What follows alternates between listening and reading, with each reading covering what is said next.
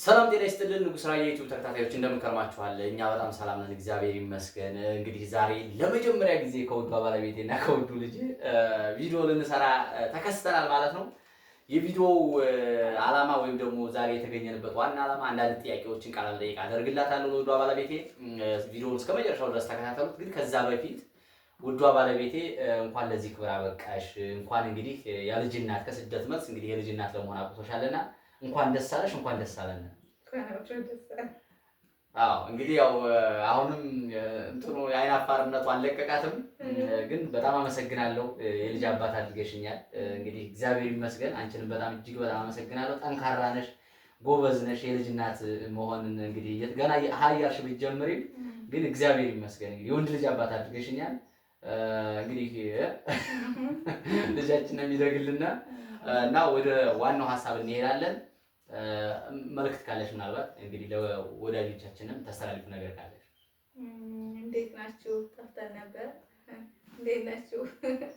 እኛ አለን እግዚአብሔር ይመስገን። ያው እንግዲህ የጠፋንበት ምክንያት እርግዝናው ምኑ ያው እናት የሆኑት ይረዳሉ። አሁን እውነት ነው እና በዛ ምክንያት በአንዳንድ ነገሮች ነው የጠፋነው። እና እንዴት ናችሁ? እኛ አለን እግዚአብሔር ይመስገን። ያው ሶስት ሆነን መተናል። እንግዲህ ያው ስንጀምር ሁለት ነበርን፣ እንግዲህ አሁን ሶስት ሆነናል። 4፣ 5፣ 6 እያልን እንቀጥላለን ማለት ነው። ግን የመጀመሪያ ለልጃችን ማስታወሻ ለእናንተም ያለንበትን ሁኔታ ለማሳወቅ ያክል እንግዲህ ይህ ቪዲዮ ተቀርጾ ለእናንተ ጥሩ መልእክት ይሆናል ብዬ አስባለሁ። ጥሩ ትምህርት ይሆናል ብዬ የምናስባቸውን ጥያቄዎች እጠይቃታለሁ ለውዷ ባለቤቴ። እንግዲህ ከጫጉላ መልስ ነው የሚባለው አይደል? ከጫጉላ ካራስነት መልስ። አዎ እንግዲህ ወደ ቤታችን መጥተናል። አሁን ቤት ነው ያለነው። ስለዚህ ቤታችን ሆነን አንዳንድ ቪዲዮዎችን ከዚህ በኋላ እንሰራለን። እሷም ከልጇ ጋር ትሰራለች። ልጁም እያደገ ሲሄድ ከፍ እያለ በሚሄድበት ሰዓት ብዙ ቪዲዮዎችን ለእናንተ የሚያስተምር ነገሮችን እንሰራለን ብዬ ተስፋ አደርጋለሁ። እንደ እግዚአብሔር ፍቃድ እንግዲህ ከዚህም በላይ እንቀጥላለን ማለት ነው። ስለዚህ አሁን ቀጥታ ልጃችንን እናሳያችሁ። ቆይ በኋላ አሳያችኋለሁ። በኋላ መጨረሻ ላይ አቢን አሳያችኋለሁ። እንግዲህ ይኸው እንደምታዩት ጡት እየጠባ ነው ያለው። እዛ ላይ ደግሞ እንግዲህ ያው ረብሻ ምንም ሊኖር ይችላል። ታገሱናላችሁ ብዬ አስባለሁ። ስለዚህ ቀጥታ ወደ ቃለ መጠይቅ ነው የሚሄደው ማለት ነው። ዝግጁ ነሽ?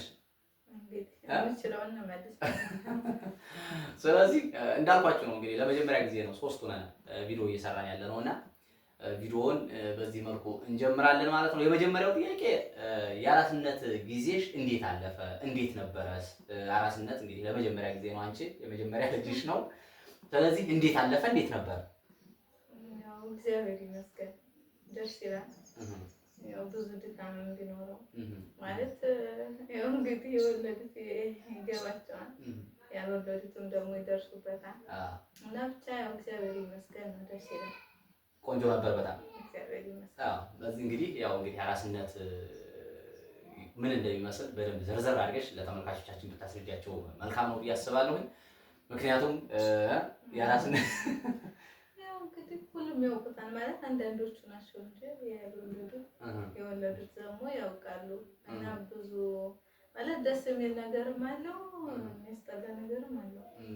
ደስ የሚለው ነገር ልጁ ነው። ያው ደግሞ የሚያስጠላው ነገር ስቃዩ ደግሞ ያኔ ህመሙ ምኑ በጣም ከባድ ነው። ግን ያው አልፈናል። ደግሞ እግዚአብሔር ከዚህ በላይ እንዲያሳልፈን እውነት ነው። እንግዲህ እግዚአብሔር ይመስገን። እኔም እንግዲህ ያው እንቀጥላለን። ለማንኛውም ተመልካቾቻችን ሁለተኛው ጥያቄያችን ልጃችንን ለመጀመሪያ ጊዜ እቅፍሽ ውስጥ ስታስገቢ ምን ተሰማሽ? እንግዲህ ከሆስፒታል ልጁን የሰጠሽ አካል አለ። ያን እቅፍሽ ውስጥ ስታስገቢው ምን አይነት ስሜት ተሰማሽ? ያው እንግዲህ መጀመሪያ አላቀፍኩትም መሰለኝ አይደል? መጀመሪያ አላቀፍኩትም ነበር በሰዓቱ ያው ከባድ ስለነበረ ሁኔታ ውስጥ ነበርሽ እና እኔ መጀመሪያ አላቀፍኩትም ነበር። ግን ያው ከሁለት ቀን በኋላ ከሁለት ቀን ነው ከ3 ቀን በኋላ መሰለኝ ያቀፍኩት እና ያው በጣም እኔ እንጃ የሆነ ዝብርቅርቅ ያለ ስሜት አለው ማለት የመጀመሪያም ስለሆነ ትንሽ ግር የሚል ስሜት አለው የሆነ ውስጣችን እንጃ ብቻ የተለየ ስሜት ነው ያለው። ይሄ ነው ተብሎ የማይገለጽ ስሜት አለ አይደለ? እንደዛ ነው ያለው። እንደው ባንድ ቃል ግለጽ ብንልሽ ለምሳሌ አሁን ዝብርቅርቅ ያለ ስሜት ምን ሊመስል ይችላል? ደስ ይላል ደስ ይላል። በዛው ልክ ደግሞ የሆነ ፍርሃት የሚናገራለሁ ማለት እውነት የልጅ እናት ሆንኩ የልጅ እናት ኃላፊነቱን እንጃ ብቻ የሆነ በዛ ውስጥ ብቻ እንደዚህ አይነት ብቻ እንግዲህ እግዚአብሔር ይመስገን ደስ ይል ነበር። እውነት ለመናገር ደስ ይላል። እንግዲህ ያው ከባድ ሁኔታ ውስጥ ነበረች ባለቤቴ፣ ግን እግዚአብሔር ይመስገን ሁሉም አለፈ በመልካም ሁሉም ተጠናቆ እንግዲህ ከዚህ ደርሰናል። ለሁለት ቀን ለሶስት ቀን ያክል አላቀፈችውም እንዳለችው እንግዲህ ማየት ነበረ። ከዛ ውጭ አቀፈች። ስታቀፍ እንግዲህ የነበረው ስሜት ይመስላል ብላለች። እውነት ነው። ለዛውም የመጀመሪያ ቢሆን ማለት ለምሳሌ እንደተወለደ ልጁን እቅፏ ውስጥ ብታስገባው ከዛም በላይ ሊሆን ይችላል ብዬ ስሜቱ አስባለሁ። ምናልባት እንግዲህ ልዩነት አለው አይተሽው እንትን ያልሽውና እያየሽው ውለሽ አድረሽ ማቀፍና ከዛ ወዳው እንደመጣ ማቀፉ ልዩነት ይኖረዋል ብዬ አስባለሁ። የእናትነት ስሜት ያው እንግዲህ ምናልባት ብዬ ነውና ግን እንደዛም ብሎ እግዚአብሔር ይመስገን ብቻ በዛ ልክ አልፏል ማለት ነው። ሌላው ጥያቄ በስደት በነበርሽበት ወቅት ብዙ ነገሮችን ትጋፈጭ ነበር። አሁን ግን ሙሉ በሙሉ ባንቺ ላይ ጥገኛ የሆነ ትንሽ ህይወት ሲኖር ምን ተሰማሽ? ምክንያቱም እኔና ልጅሽ እንግዲህ ባንቺ ላይ አሁን ጥገኞች አይደለ? ቤተሰብ ታስተዳድሪያለሽ። ከዚህ በፊት ራስሽን ችለሽ ነበረ፣ ለብቻሽ ነበር የምታስቢው፣ ያው ስራ ሰርቼ እንደዚህ የሚለውን ነገር ነበር የምታስቢውና አሁን ግን ሙሉ ኃላፊነት እንግዲህ ባንቺ ላይ ነው ያለው። እኔ ነበርኩ። አሁን ደግሞ ተጨማሪ ልጅ ሁለተኛ አብስል ሰጥቶሻልና እና ምን ተሰማሽ? ይሄ ስሜት ምን ይመስላል ማለት ነው? መጀመሪያ በስደት ስኖር ለራሴ ብቻ ነበር ማለት ለራሴ ስል በእርግጥ ኃላፊነት አለ፣ ግን ለራሴ የነበረ። አሁን ግን ያው ልጄ ማለት መጥቷል። ከዛ አንተ ነህ ማለት ያው ራስህንም እንደመቻል ማለት ትልቅም ነህ። ከዛ አንተ ራስህን እያስተዳደርከን ነው።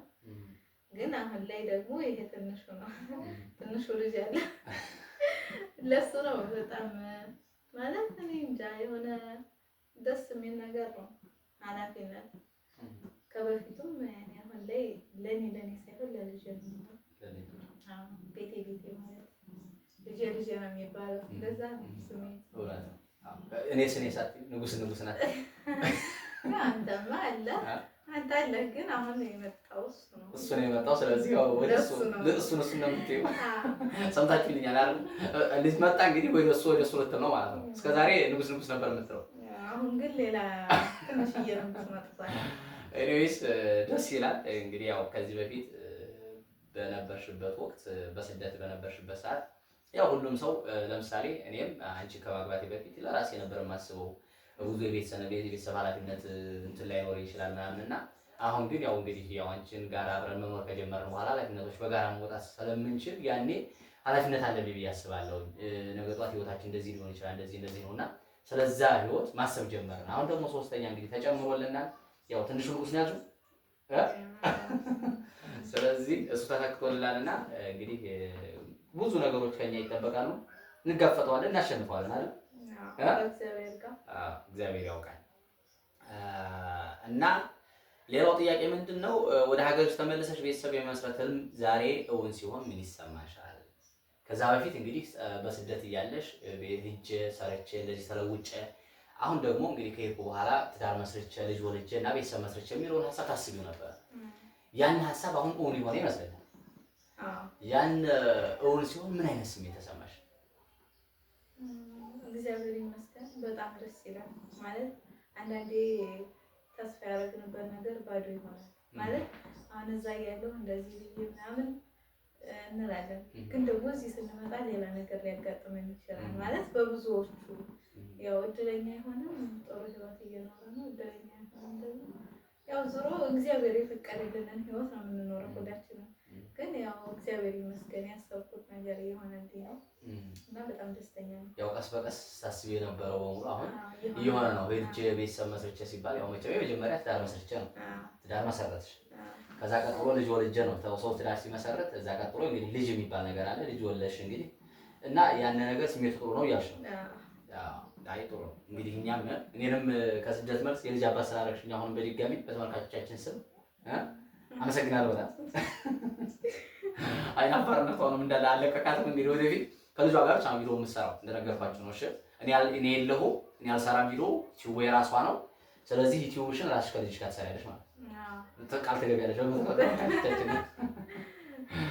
ስለዚህ ያው ታለማምዱታላችሁ፣ ኮሜንት ሰጣላችሁ። እኔም እንግዲህ ከስራ ስመጣ ብዙ ሰርፕራይዞች ማለት ብዙ ፕራንኮች ይኖራሉ፣ ብዙ ነገሮች ይኖራሉና እነሱ ነገሮችን አብረን እንግዲህ እናስቀጥለዋለን። በስደት በነበርሽበት ወቅት በጣም ይናፍቅሽ የነበረው ነገር ምንድን ነው? አሁን እዛ እያለሽ ኢትዮጵያ ሄጄ እንደዚህ ብዬ የምትይው ይናፍቅሽ የነበረ ነገር ምንድን ነው?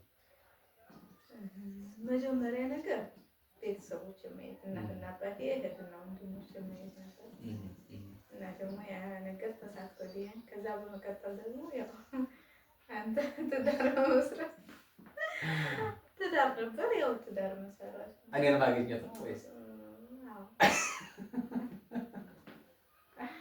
ያው ሁሉም ተሳካ ማለቴ አንድ አይደለም። መጀመሪያ ዙሮ የምትናፍቀው ቤተሰብ ማለት አንተ እንዳለ ሆኖ ግን ከምንም በላይ ከዛ ከመጀመሪያው ጀምሮ ስደት ስትወጣ የምታየው ቤተሰቦችን አይቼ ምናምን የሚለው ነገር ነው። እና መጀመሪያ እናትና አባቴ እና ወንድሞቼ ነበር አገኘኋቸው፣ እግዚአብሔር ይመስገን እና ደስ ብሎኛል በዚህ እና እግዚአብሔር የተመሰገነ ይሁን።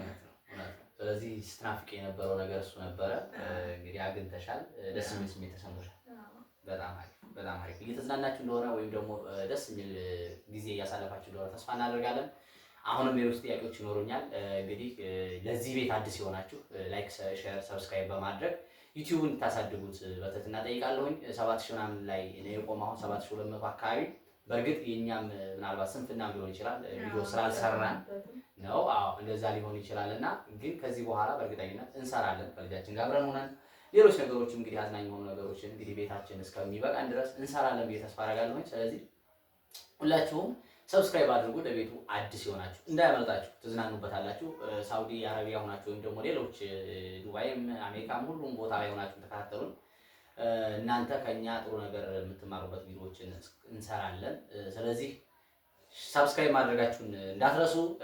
ዩቲዩባችን አስተዋውቁልና 10,000 ገና አልገባ ነበር ነገራችን ላይ ከጀመርነ ኦልሞስት እንግዲህ ከ7 ወር ከ8 ወር በላይ ሆነን መሰለኝ አይደለ?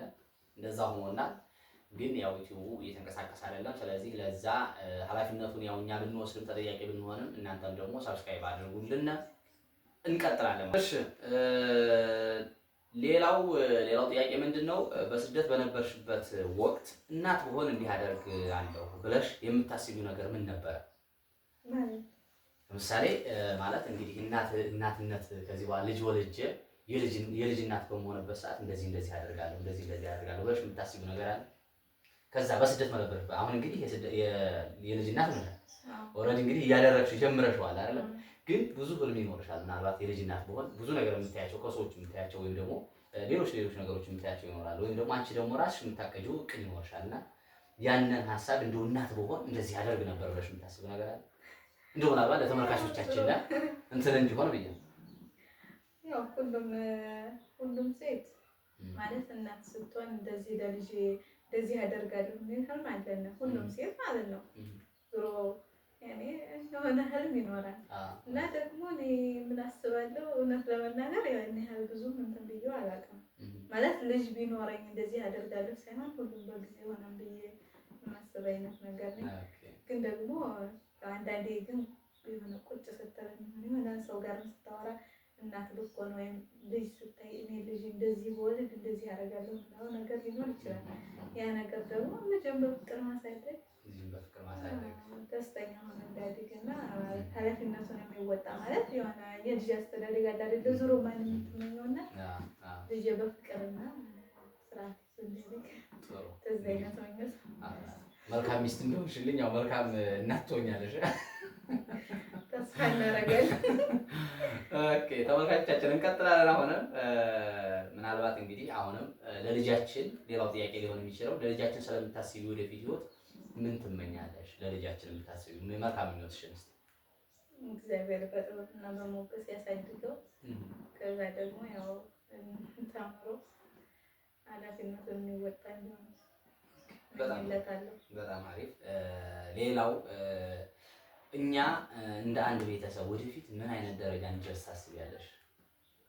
እንደ ቤተሰብ ማለት ነው። እንደ ቤተሰብ ኃላፊነቱ እንደሚሰማው ቤተሰብ ወደፊት ምን ደረጃ እንድረስ ትፈልጊያለሽ?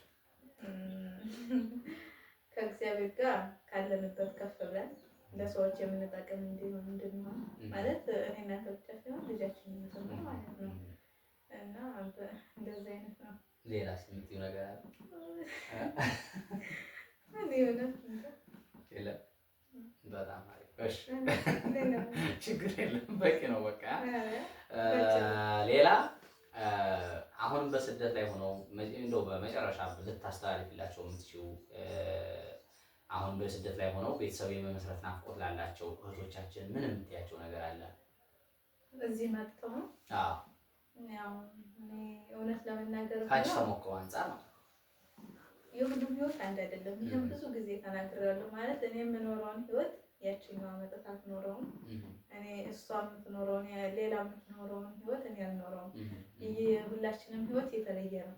ግዴታ ማለት በሚዲያ የሚያዩትን ብቻ አይመኑ ማለት ከፍቅር ጀርባ ጸብም አለ። ግዴታ እኮ ትዳር ሙሉ በሙሉ ደስተኛ ይኮንበት ማለት በማንኛውም ይሄ ግልጽ ነው። ገና እኔ ሚዲያ ላይ ብዙ ሰው ፍቅር እያጫወታቸው ምናምን ሳይጋጩ ምናምን ይመስላል። ግን ትዳር እንደዛ አይደለም። ግጭት አለ። እኔና አንቺ እራሱ እኮ እንጋጫለን። ያ ነገር አለው። ሚዲያ ላይ ብቻ የታየውን ነገር ይዛችሁ እንደዚህ አይነት ህይወት ይኖረኛል ብላችሁ ተስፋ አታደርጉ። በዛ መሀል ስንት መከራ ስቃይ ያለው ማለት ብዙ ነገር አለው። እውነት ነገር ማለት ነው። የማንኛውም የሚያውቀው ሰው ነው ማለት በትዳር የሚኖሩትም ግዴታ ግን ግጭት አለው ተብሎ ይሄ ፍቅሩ እንትን ይረሳል ማለት ሳይሆን ፍቅር ደግሞ እንደዛ የሚሆነው የሆነ ግጭቱን በዛ ነገር ሲያስተካክሉ እና የሆነ ግጭት ሲኖር ግን ጎጭ ጎያላችሁ በዛው እንዳትወጡ እና ወደ መለያየት እንዳትመጡ ነው ማለት ግጭቱን ወዲያው ማስተካከል አለባችሁ። ለምሳሌ አንድ ላይ እየኖር መቼም ሰው ግጭት አይጠፋም ማለት አይደለም። ያኔ ሲገጭ ግን እንግዲህ ጸብ በሚኖርበት ሰዓት አስተካክሉት ነው። እውነት ለመናገር የምመኝላቸው ከእግዚአብሔር ጋር ደስተኛ ህይወት እንዲኖሩ እውነት የሚናፍቁትን በሰው ሀገር ምን ያህል ከባድ ነገር እንደሆነ የሰው ሀገር ምን ያህል ከባድ እንደሆነ አውቀዋለሁ። ማለት ስንት ስቃይ ያለው ብዙ የሚናፈቅ ነገር አለው። ቤተሰብ ማየት፣ ትዳር መመስረት ያ ነገር አለው እና እግዚአብሔር ያንን ምኞታቸውን አሰብቶላቸው በሰላም መጥተው ትዳርና ልጅ ማለት በቃ ህይወት እንዲኖሩ ፈልጋለሁ። ህይወት እንዲመሰረቱ ደስ ይላል በጣም። ከዛ በመቀጠል ደግሞ ብዙ ነገር አለው ማለት ብዙ ስቃይ አለው። ዞሮ እዚህም መጥቶ የሆነ ችግር ልታሳልፉ ትችላላችሁ። በቤተሰብም ይሁን በትዳርም ይሁን በጓደኛም ብቻ ህይወት አንዳንዴ ሁሉም ቀጥታ ነገር የለውም። ብዙ ነገር አለ። ከባድ የሚከብዱ ነገሮች አሉ። ያ ነገር ሲያልፍ ደግሞ በቃ ደስተኛ ሆነ እና ሙሉ በሙሉ አልጋ አይደለም ህይወት ሚዛን አይደለም። ውጣ ውረድ ይኖረዋል። ብዙ ነገሮች ይኖራሉ። ግን ያንን ነገር አርቆ በማሰብ ችግሩን ማረቅ ያስፈልጋል። ማንም በሚዲያ የምታዩት ሁሉ ማንም ማለት ሁሉም እንደዚህ ቪዲዮ የሚሰሩትን ደስተኛ ሆነው ምናምን የሚሰሩት ሁላ ከጀርባው ስንት ነገር አለው። ደስተኛ እንደዚህ ትዳር እየኖሩ ምናምን 78 ሞልደው እኮ ቲክቶክ የምናያቸው ይሁን ዩቲዩብ ለምሳሌ እኛ ያለነ ያው እኛ እንደባልና ከራሳችን እንደዚህ ደስተኛ ሆነን ምናምን ግን ከደስተኝነት ጀርባ የሆነ እንትን ምን ነገር አለው እና ሁሉም ነገር አለው። ግጭት ይኖራል። ሌላም ግዴታ ግጭቱ ብቻ ሳይሆን ሌላ ብዙ ነገር አለው እና ያንን ነገር ሁሉንም ነገር ባንዴ ሽፍን ለማድረግ እንትን አይበሉ።